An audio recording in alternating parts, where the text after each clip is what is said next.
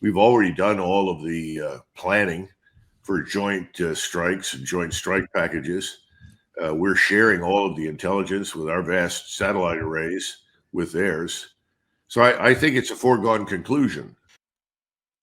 So Colonel Douglas Macgregor recently went on Andrew Napolitano's podcast, Judging Freedom, and essentially conceptualized the possibility of a U.S. war with Iran as a foregone conclusion. And he's basing this off some interesting things I think he lays out here. So let's watch and let's react. Sure. Colonel, what military advantage was there or is there to bombing the Houthis over the weekend? You know, it's difficult to calculate that. This has been a pretty unrewarding activity. And you would think after all the years of having bombed these people in Yemen, someone would have concluded that unless you go in on the ground, you're probably not going to disrupt them. And what we've seen is after every series of strikes over many, many years, you recall we were also bombing them on behalf of Saudi Arabia at one point. After the strikes are over, they resurface and launch missiles. And their entire focus is, of course, to punish U.S. and Israeli shipping that has connection to the war in the Middle East. I mean, it's very straightforward. They've said, until you stop killing Palestinians, we're going to continue to shoot at you. Are they? So a few interesting things he lays out there. This war in Yemen is another proxy war. Initially kind of began as a way to placate the Saudis. We're essentially waging a war against one faction, the non-Saudi preferred faction in Yemen, the Houthis. And it's something that the Saudis tried to overtake a few times in several waves of violence. They've essentially given up, but the U.S. is part of a naval blockade that's essentially starving the hell out of the Yemenis.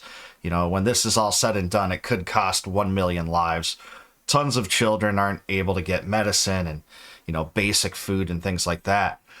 So there's a lot of background here, but it's interesting for him to lay it out in that way because now it seems like the Houthis in the last few years have stood up for the Palestinians and are kind of trying to obstruct the U.S. efforts to support Israel and the bloodshed and massacre that they've kind of swept through Gaza with. Actually interfering with American ships, not naval ships, but commercial transportation. Well, if they can identify the ship as flagged American, yes, they've taken shots at it.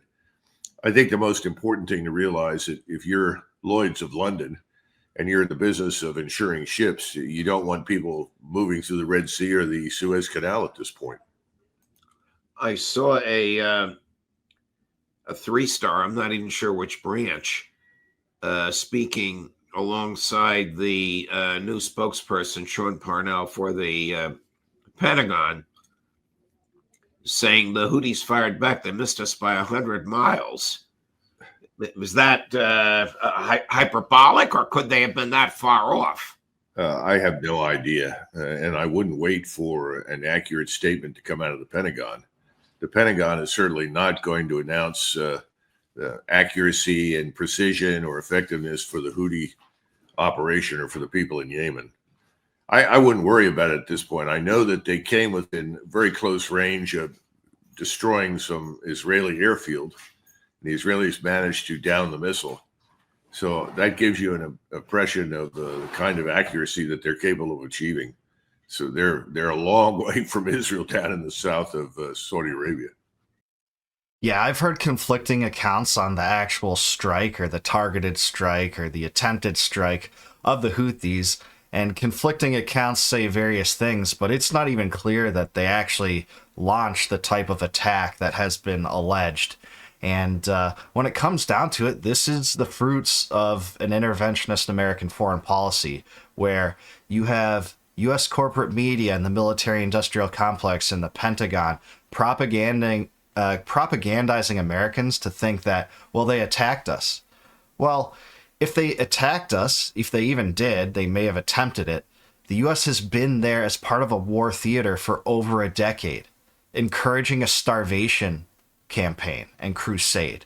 So essentially, it boils down to they put their country too close to U.S. naval vessels. is this the beginning of a conflagration between either the United States and Iran, or Israel? Wouldn't be the beginning, but the continuation of a conflagration between Israel and Iran, a military conflagration. Well, Judge, I've said for a long time that we're going to end up at war with Iran, and I still think we're on that path, unfortunately. I don't think it's a path that President Trump necessarily wants. In fact, I think most of his bellicose statements directed at Iran are designed to sort of bluff Iran into a position of paralysis, to convince Iran that it's in their best interest to essentially surrender to us and to Israel their national sovereignty for all intents and purposes. That's not going to happen. So I think what you're seeing now is the continued pressure being exerted on Iran by us and the Israelis until finally it blows up and we get the full regional war. So yeah, I think we're on that route. I don't think we're going to get off of it, frankly. And that's such a horrifying prospect, but I can't disagree with Colonel Macgregor here for a few reasons. Like, first of all, in the run up to the campaign, you saw all those CIA rumors that the Iranian government was trying to assassinate then candidate Trump. This was being pushed by prominent Republicans on social media, and, all sorts of vitriol there. Also, J.D. Vance, the first time he was really in the national spotlight after being chosen to be Trump's VP nominee, he goes on stage at the RNC, and essentially the first thing he says is, well, we haven't dealt with Iran correctly because we haven't punched them hard enough. You can go watch this video. It was on the first day of the RNC, and he said, we have to stop pussyfooting around the Iran issue and hit them hard. I mean, this kind of animosity and this rhetoric toward Iran has taken place for decades in the U.S., and we know how much the Israeli government wants the Shiite government taken out there.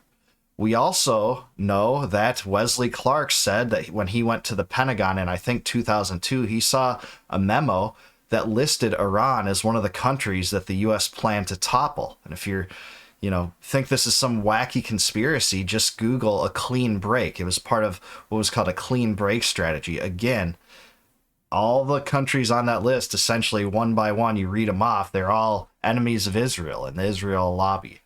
Why do you think, Colonel, President Trump unleashed Prime Minister Netanyahu to resume genocide in Gaza, which unfortunately resulted, I say unfortunately, it was intentional, the killing of 400 civilians in the past 2 days? I don't think he has any choice. I think when he ran for office, he made certain agreements with major donors.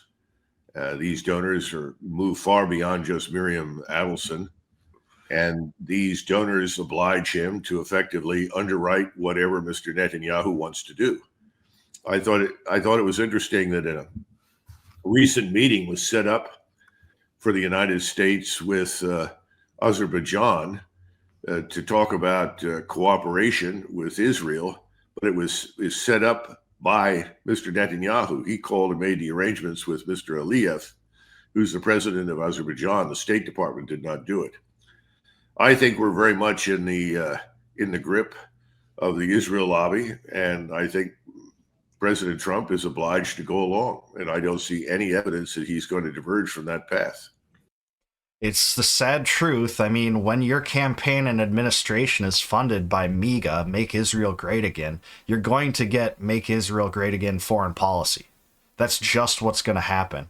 And it's so evident how much control the Israel lobby has. Those who dare speak out about it, especially on the right, like Thomas Massey, got dragged by Trump and raked over the coals by, Zionists for calling out the AIPAC lobby and how, rigid that network of lobbyists is in Washington. They essentially assign a guy, he might be a constituent in your district, but he's, pro-Israel and wants to get you to vote on everything that would benefit what the Israeli government is, not even the normal Israeli citizen.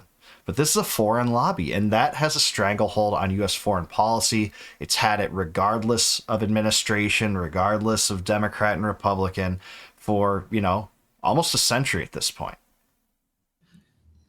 Does he have no choice but to back up Israel militarily when it attacks Iran? I think so. And keep in mind, you always have the possibility that a war is precipitated somehow by Israel somewhere in the region with Iran. The Iranians respond.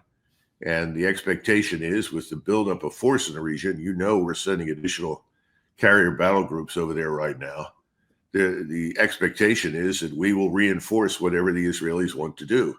We've already done all of the planning for joint strikes and joint strike packages.